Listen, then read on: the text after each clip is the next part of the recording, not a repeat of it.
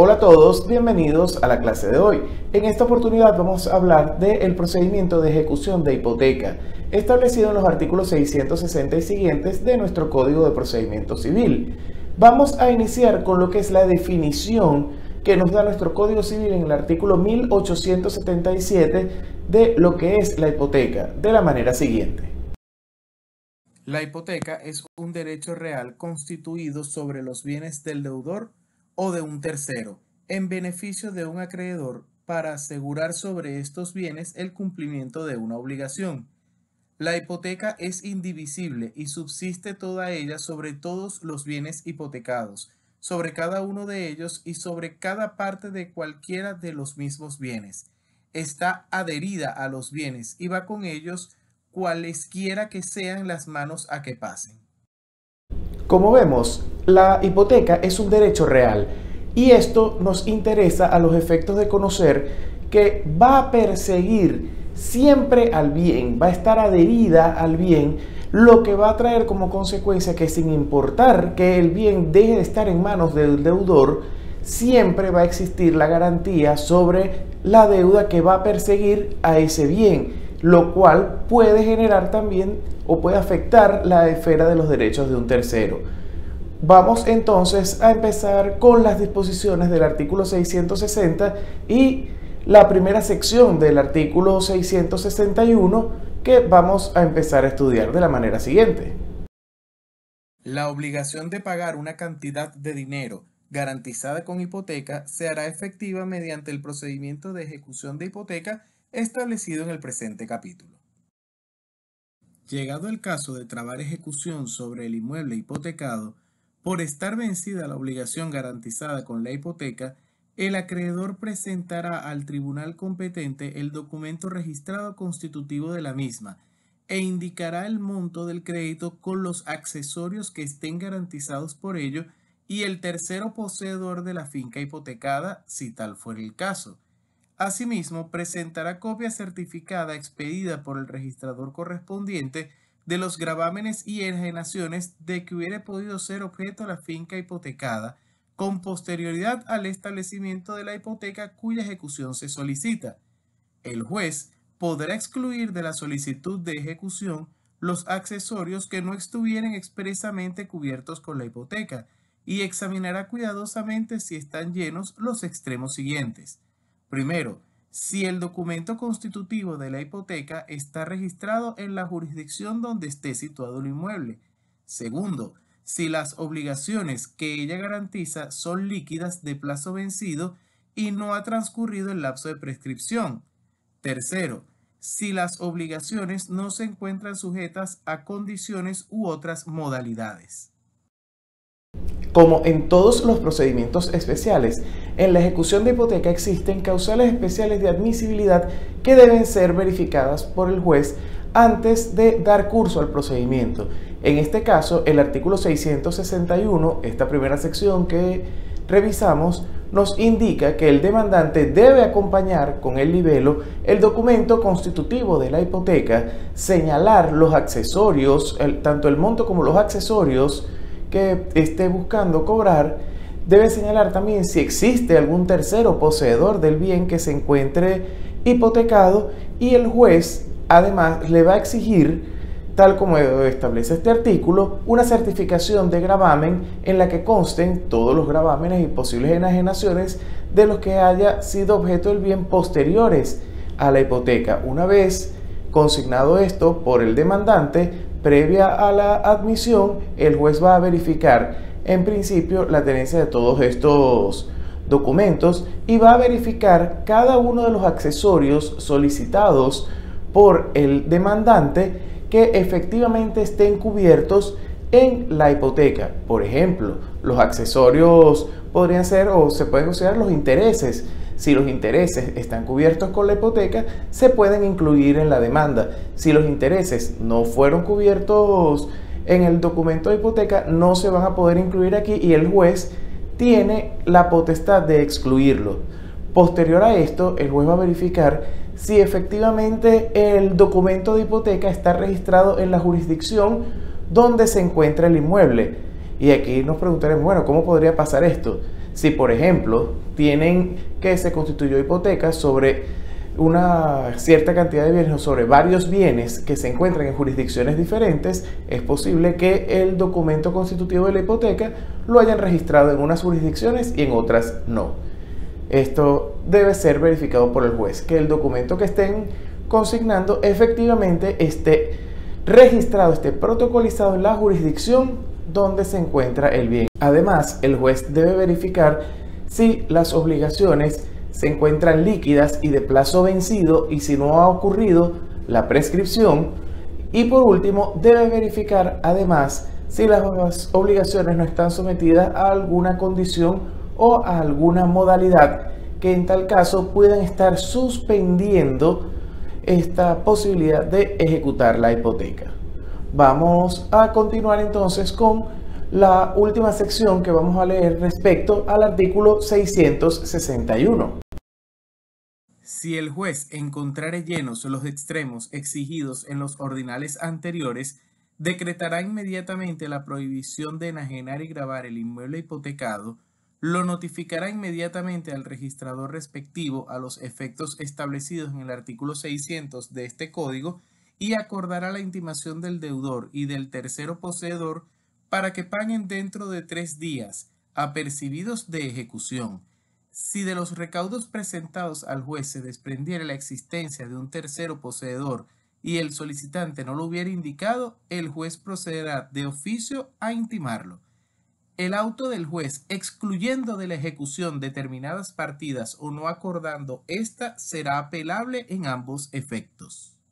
Admitida la demanda de ejecución de hipoteca, vemos que van a ocurrir dos cosas.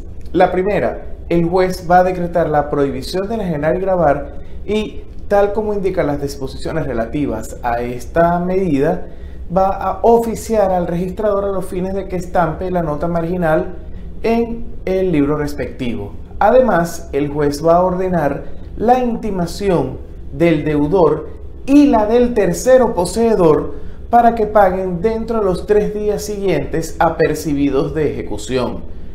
Es de hacer notar el hecho de que aun cuando el demandante no haya hecho mención o no haya identificado al tercero poseedor, si el juez puede notar que existe un tercero poseedor, ¿cómo va a hacerlo? Desde la certificación de gravamen que se requiere para admitir la demanda. Si el juez en esa certificación ve que existe un tercero poseedor, va a ordenar que se le intime, aún de oficio, va a ordenar que se le intime a esta persona.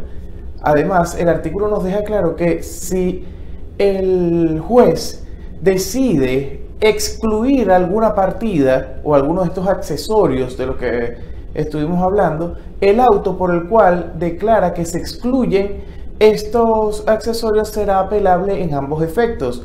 Esto significaría, o el efecto suspensivo venido de esto, significaría que va a suspender el curso de la causa, es decir, no va a haber intimación ni del deudor ni del tercero hasta tanto se decida el tema respecto a esas partidas pendientes. Ahora, hecha esta intimación, vamos a continuar con lo que nos establece el artículo 662. Si al cuarto día no acreditaren el deudor o el tercero haber pagado, se procederá al embargo del inmueble y se continuará el procedimiento con arreglo a lo dispuesto en el título cuarto, libro segundo de este código, hasta que deba sacarse a remate el inmueble. En este estado se suspenderá el procedimiento si se hubiere formulado la oposición a que se refiere el artículo 663. Decidida la oposición, si ella fuere declarada sin lugar, se procederá al remate del inmueble previo a la publicación de un cartel fijando el día y la hora para efectuarlo. El acreedor tiene derecho a que el remate se lleve a cabo y se haga efectivo con su precio el pago de su acreencia, sin esperar la sentencia definitiva en oposición, siempre que dé caución que llene los extremos del artículo 590, para responder de lo que en definitiva se declare a favor del deudor o del tercero. El juez será responsable si la caución que haya aceptado resultare después insuficiente. Como pueden ver, es altamente volátil el procedimiento de ejecución de hipoteca, pues al cuarto día, es decir, al día inmediato siguiente a la terminación del lapso de 3 días que se le da al deudor y al tercero poseedor para pagar, se va a ordenar el embargo del bien hipotecado y se va a iniciar todo lo que es el proceso de ejecución de la sentencia, y tal como dice este artículo, se va a paralizar al momento en que deba ser sacado a remate. ¿Qué significa esto? Que ustedes van a publicar el primer cartel, segundo cartel, y el tercer cartel no se va a publicar porque es el cartel que requiere de lo que es la indicación de la fecha y hora en la cual se va a realizar el remate, evidentemente previo el justiprecio. Esta paralización va a ser solo para esperar si efectivamente se realiza la oposición a la que tiene derecho tanto el deudor como el tercero poseedor, que vamos a ver en el siguiente artículo. Sin embargo, aquí se deja claro que esta excepción o esta paralización que sufre la ejecución puede ser dejada de lado por el ejecutante siempre y cuando preste alguna de las cauciones que establece el artículo 590.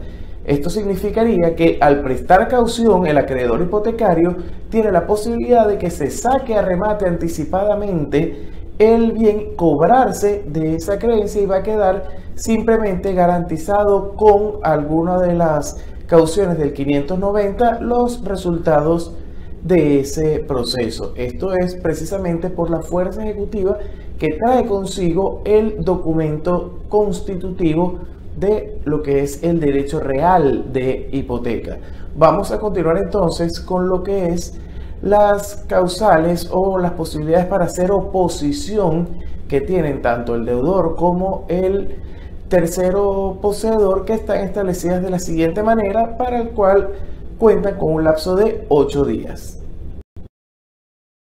Dentro de los 8 días siguientes a aquel en que se haya efectuado la intimación, más el término de la distancia si a él hubiere lugar, tanto el deudor como el tercero podrán hacer oposición al pago a que se les intima por los motivos siguientes. Primero, la falsedad del documento registrado presentado con la solicitud de ejecución. Segundo, el pago de la obligación cuya ejecución se solicita, siempre que se consigne junto con el escrito de oposición la prueba escrita del pago. Tercero, la compensación de suma líquida y exigible, a cuyo efecto se consignará junto con el escrito de oposición la prueba escrita correspondiente. Cuarto, la prórroga de la obligación cuyo incumplimiento se exige, a cuyo efecto se consignará con el escrito de oposición la prueba escrita de la prórroga. Quinto, por disconformidad con el saldo establecido por el acreedor en la solicitud de ejecución, siempre que se consigne con el escrito de oposición la prueba escrita en que ella se fundamente. Sexto, cualquiera otra causa de extinción de la hipoteca de las establecidas en los artículos 1907 y 1908 del Código Civil. Las hipotecas se extinguen, primero, por la extinción de la obligación, segundo, por la pérdida del inmueble gravado, salvo los derechos conferidos en el artículo 1865, tercero, por la renuncia del acreedor, cuarto, por el pago del precio de la cosa hipotecada, quinto, por la expiración del término a que se las haya limitado. Sexto, por el cumplimiento de la condición resolutoria que se haya puesto en ellas.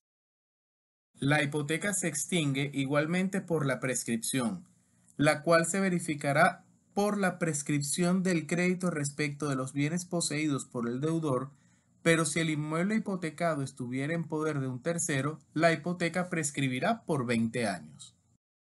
Acá hay un par de cosas que comentar.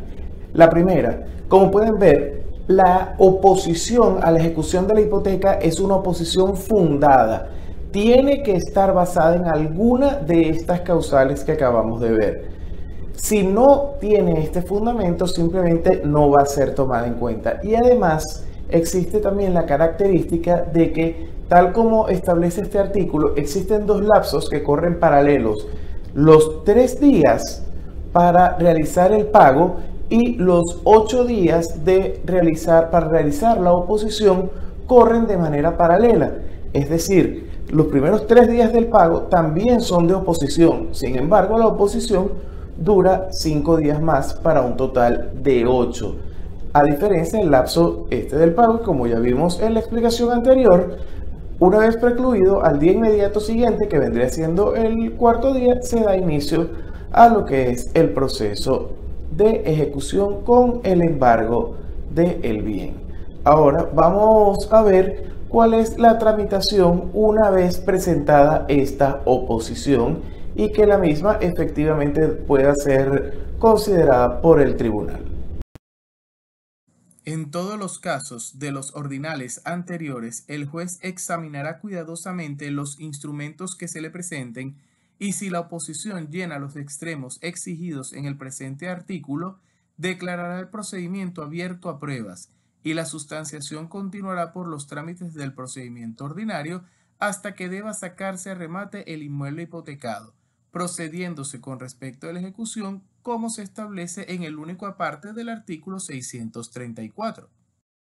Presentada la oposición, el juez deberá verificarla y si la encontrare fundada con los instrumentos que se le presenten, pasará entonces a abrir la causa a pruebas según las tramitaciones del procedimiento ordinario, es decir, 15 días de promoción de pruebas, 3 de oposición, luego la admisión de las pruebas, 30 días de evacuación, al 15º día la presentación de los informes, los 8 días de observaciones de ser procedentes y luego el lapso de sentencia. Aquí se nos deja claro, tal como cita el artículo, que a pesar de que se hayan hecho las 3 publicaciones, en el momento que la sentencia quede definitivamente firme y deba procederse al remate del bien embargado, debe publicarse un cartel adicional en que se indique la fecha y la hora del remate. Por lo tanto, es que se comentó que la paralización en realidad debe hacerse después de la publicación del segundo cartel, puesto que estas indicaciones adicionales van en el tercer cartel. Vamos ahora con lo que dispone el siguiente artículo. Son aplicables a este procedimiento las disposiciones de los artículos 636 y 639 de este Código. Parágrafo único. Si junto con los motivos en que se funde la oposición, el deudor o el tercero poseedor alegaren cuestiones previas de las indicadas en el artículo 346 de este Código, se procederá como dispone el parágrafo único del artículo 657. Tenemos acá a considerar 3 cosas. La primera, todo lo que tenga que ver con la tramitación de lo que va a ser el embargo, el justiprecio, la publicación de los carteles, todo lo venido de la ejecución como tal de la medida, se va a tratar en un cuaderno separado y en el cuaderno principal se va a llevar todo lo que tenga que ver con la demanda, la oposición y todo este trámite que, de ser así, será llevado por el procedimiento ordinario. Además, existe también una responsabilidad que se establece en este artículo de manera referencial a lo que es el demandante en caso de que efectivamente, aún al haber prestado la caución, haya hecho el remate anticipado de los bienes. Si ciertamente se hizo el remate anticipado, queda este demandante responsable de los daños que haya causado y estos daños en principio van a ser determinados por el juez y se va a seguir ejecución en contra de este demandante en principio que resultare perdidoso. Posterior a esto, o además de estas disposiciones, se le guarda también el derecho al demandado de, si considera que sufrió algún daño adicional, pueda perseguir su cobro por las vías del procedimiento ordinario. Por último, nos establece este artículo la referencia a cómo deben ser tratadas o cómo deben tramitarse las cuestiones previas en caso de ser interpuestas en conjunto con la oposición. El trámite de las cuestiones previas se va a llevar de la manera siguiente. Si junto con los motivos en que se funde la oposición, el demandado alegare cuestiones previas de las indicadas en el artículo 346 de este Código, se entenderá abierta también una articulación probatoria de 8 días para promover y evacuar pruebas sin necesidad de decreto o providencia del juez, y el tribunal decidirá dentro de los 10 días siguientes al vencimiento de la articulación, sin perjuicio de que antes del fallo la parte pueda subsanar los defectos u omisiones invocadas conforme lo dispuesto en el artículo 350. En estos casos no se causarán costas para la parte que subsana el defecto u omisión. La sentencia que se dicte en la articulación probatoria no tendrá apelación, sino en el caso de la incompetencia declarada con lugar, caso en el cual la parte podrá promover la regulación de la competencia conforme al artículo 69, y en los casos de las cuestiones previas previstas en los ordinales 9º, 10º y 11º del artículo 346. En ambos casos, las costas se regularán como se indica en el título sexto del libro primero de este Código.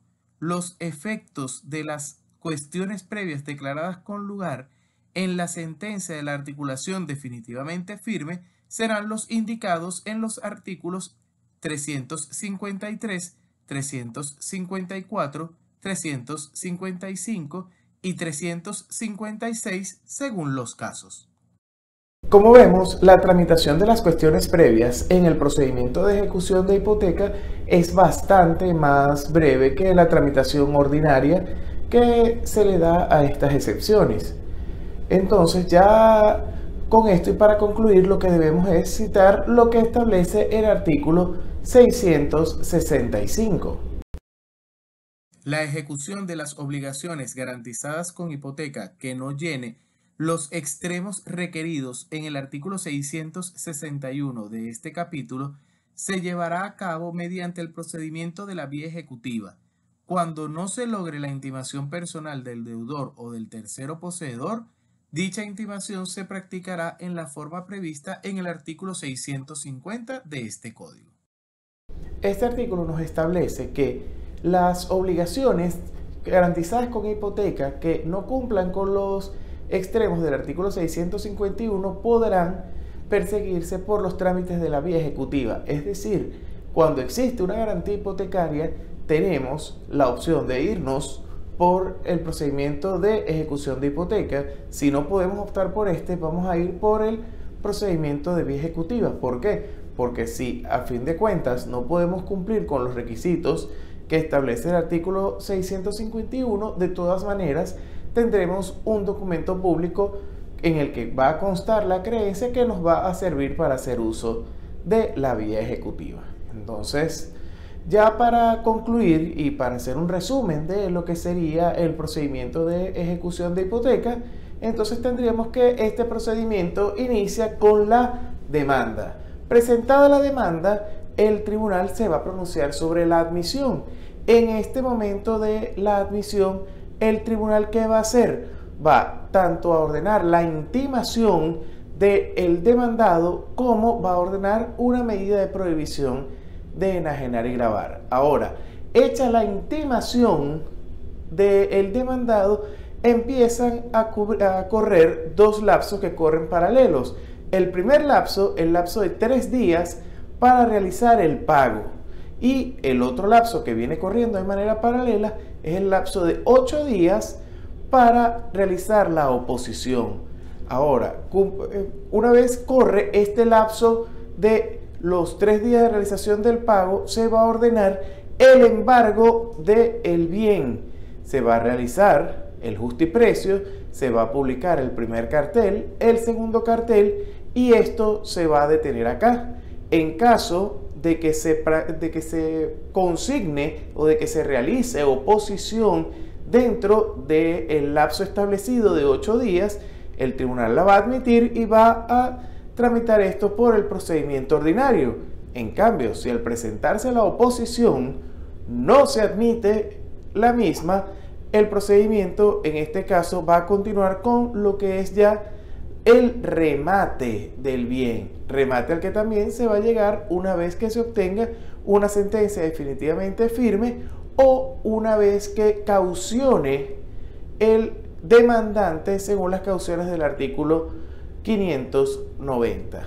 No es un procedimiento tan complejo, lo que sí es bastante formalista por el tema de la volatilidad que tiene. Como ven, o sea, en un lapso de solo 3 días que hay para pagar, ya al cuarto se está decretando un embargo contra el bien que está hipotecado, embargo que puede terminar incluso en un remate anticipado si es que se presta caución. Ya con esto podemos dar por concluido este tema. Nos vemos en una próxima clase. Saludos a todos.